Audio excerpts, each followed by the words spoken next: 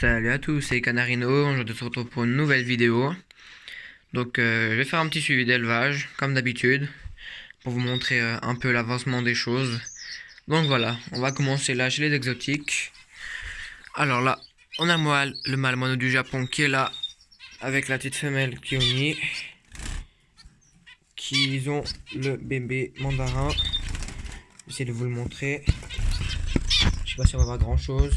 Oui, voilà, il est là. Et les 5 petits œufs, c'est les œufs des Ruficoda que j'ai mis.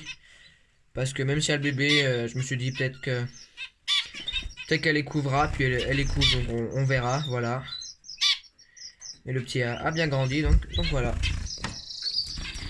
Ici en dessous, chez les bavettes. Bon bah voilà. La femelle, elle était au nid, elle était en train de couver. Et le mâle est là, je vais vous montrer. Donc voilà, le joli nid. Et là, il y a 5 œufs. J'ai miré hier en avance parce qu'on est seulement à 4-5 jours. Et il y avait déjà 3 œufs fécondés. Donc c'est bien, voilà. Maintenant, les 4 prochains jours, je suis pas là. Donc quand je reviendrai, je mirerai. Puis on verra. Mais déjà 3 œufs, c'est déjà super bien. Du coup, là maintenant, chez les Ruficoda, sont les deux là-bas. Il y a toujours le nid. Mais elle a pas répondu, mais c'est pas grave. Donc voilà. Hop. Au-dessus, chez les mandarins, j'ai dû séparer parce que les deux mâles ne s'entendent pas du tout. Le mâle que j'avais en premier poursuit le mâle partout. Ce qui fait, c'est que la femelle blanche ne peut pas couver. Donc j'ai séparé juste par une grille. Ils peuvent toujours se voir. Question que plus tard, je pourrais remettre. Voilà. Donc là, mon couple que j'avais déjà avec la petite femelle blanche. Là, ils ont 6 œufs. Et sur ces 6, il y en a un qui est des bavettes, le tout premier qu'ils avaient pondu. Donc je sais pas si ça aura fait quelque chose, on verra. Elle a allé les 6 œufs, je crois qu'il y en a un qui a dû prendre un coup, je crois. Je vais regarder vite fait. Voilà, là, donc on voit que là sur l'œuf, il y a un petit coup. Donc ça n'a pas l'air d'être ouvert. Mais si vous pouvez faire, ce que je vais faire après, c'est que pour éviter que ça se casse plus ou comme ça, si vous avez du vernis pour les ongles transparents, ce que vous pouvez faire, c'est que vous en mettez une toute petite couche. Juste pour éviter qu'il y ait de l'air ou comme ça qui s'infiltre. Donc c'est ce que je vais faire après. Donc voilà, je vais reposer l'œuf, puis je ferai ça après. Et du coup, l'autre couple, voilà, ils m'ont fait un nid, puis pour l'instant, elle n'a pas pondu, mais pas du tout stressé. Voilà, je profiterai quand je rentrerai la semaine prochaine. Il y a un jour où j'ai congé, donc ce sera un nettoyage des cages. Je profiterai puisqu'après j'aurai mes examens, puis que j'aurai pas trop de temps pour tout nettoyer ou comme ça, donc je profiterai la semaine prochaine. Et ici, chez les Bengalis, ils sont là. Alors, la femelle, voilà, ça chante évidemment. La femelle, je disais, elle avait touché la fibre de coco. Elle l'avait mis un peu là partout, comme vous voyez. Donc, ce que j'ai fait, puisque je pense qu'elle voulait commencer, elle était intéressée, voir comme ça, mais ce que j'ai fait, c'est que j'ai déplacé le nid qui était là-bas en dessous. Je l'ai déplacé ici, là au-dessus. Voilà, je l'ai caché un peu avec des fausses plantes. Voilà. Et le nid avant qui était là-bas, dire celui-là, je l'ai aussi changé et j'ai mis l'autre que j'avais reçu. Voilà. Donc maintenant, on verra. De toute façon, je sais que c'est pas du tout encore la période parce que le mâle est pas du tout en couleur de mâle. Il est en train de muer. Donc voilà. Mais je la vois souvent par terre aller chercher la fibre de coco, tout ça. La monter là, la poser là, puis faire un peu des allers-retours avec. Donc on verra. Maintenant, les perruches. Le mâle est là. Et la femelle, elle est au nid. Je vais faire doucement. Voilà, comme vous voyez, elle a 4 œufs. Hop, pas déranger trop. J'ai regardé juste avant vite fait pour voir s'il y avait des œufs qui étaient fécondés. Et il y en a déjà un qui est fécondé. Donc voilà, c'est déjà bien. J'espère que cette fois il n'y aura pas de soucis avec les jeunes. Je ferai attention à pas qu'il y ait une maladie ou comme ça. Donc voilà. Maintenant, les canaris. Alors, ici, la petite femelle qui est toute seule. Dans les jeunes, je pense qu'au moment des œufs factices, j'ai dû faire un échange d'œufs.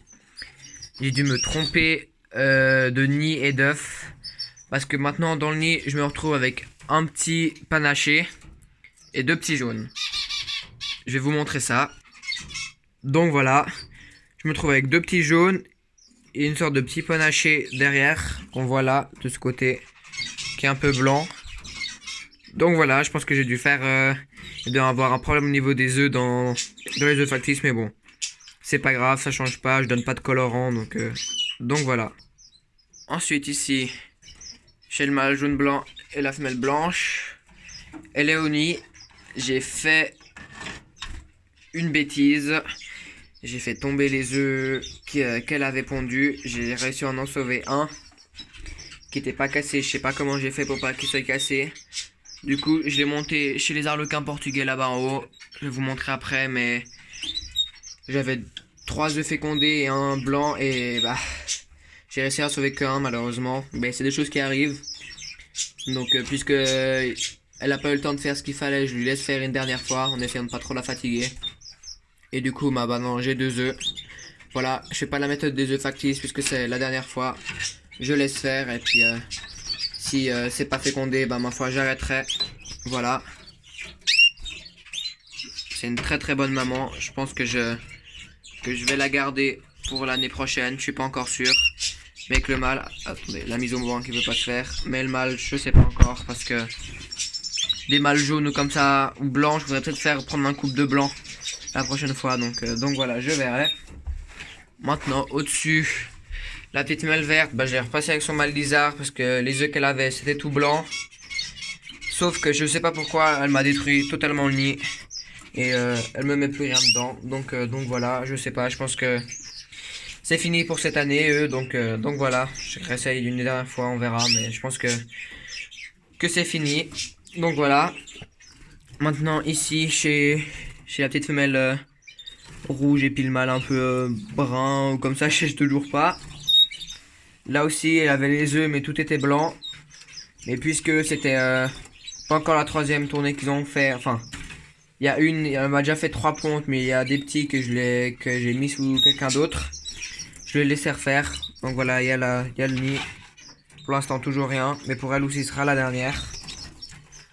Ensuite ici, là, j'ai le mâle mosaïque rouge, enfin topaz, agate, mosaïque rouge et la petite femelle rouge. Les petits sont sortis, voilà. Je donne du colorant dans la pâtée et dans l'eau. Maintenant, niveau couleur, je sais pas trop ce qui va sortir. Je pense que c'est plus que il y a des couleurs des jeunes que ça va pas encore bien se voir, mais pour moi, j'essaie de montrer.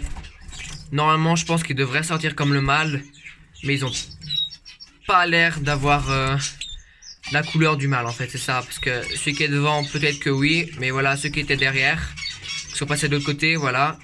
On dirait plus des panachés de nouveau. Ils ont des petites touches de rouge, je sais pas ce qui va sortir. Donc voilà, c'est un peu ça le problème de faire des coupes qui sont pas de la même couleur. Donc voilà pourquoi l'année prochaine, je pense que la femelle rouge, je vais aussi pas la garder, mais je vais garder que le mâle, puis je vais essayer de trouver une femelle de la même couleur. Si vous avez une idée un peu de la couleur que ça pourrait être, dites-le moi sans autre, parce que pas trop une idée. Mais du coup, j'ai remis un nid, elle a recommencé, et puis elle m'a pondu un œuf aujourd'hui. Donc voilà, ça lui fera la 3e tournée, même si elle m'avait fait une fois un nid qui n'était pas fécondé.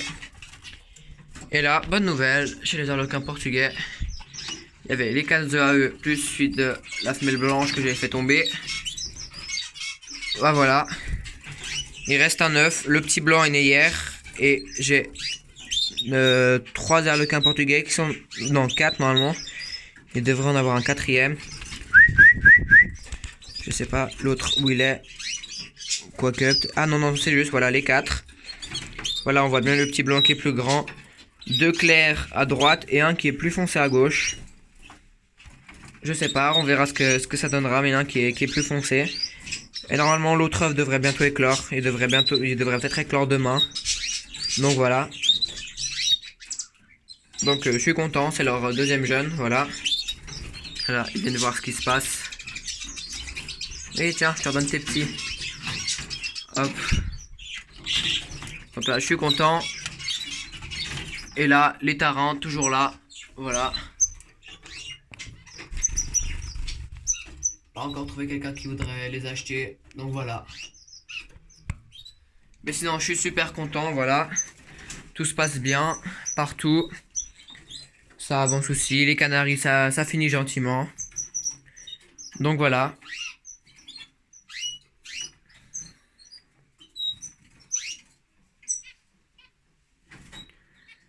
Maintenant, j'ai déjà trouvé quelques espèces pour la reproduction cet hiver, mais j'en dis pas plus. Ce sera un peu la surprise. Il y a des espèces qui, je pense, vont vous plaire, qui seront pas faciles à élever, mais voilà, un peu de défi, ça va pas faire de mal. Donc voilà. Donc comme d'habitude, si vous avez des questions ou comme ça, des astuces ou comme d'habitude, sans autre, n'hésitez pas. Vos commentaires aussi, ça me fait vraiment plaisir de lire et puis répondre à vos commentaires. Donc voilà, comme dans la dernière vidéo, on a passé les 300 abonnés, je vous dis vraiment merci beaucoup. C'est vraiment pas mon but premier, mais ça fait toujours plaisir, donc voilà. J'espère que la vidéo elle vous aura plu, donc n'hésitez pas à mettre un pouce bleu et puis vous abonner pour voir mes prochaines vidéos. Je vous dis à la prochaine, bye bye.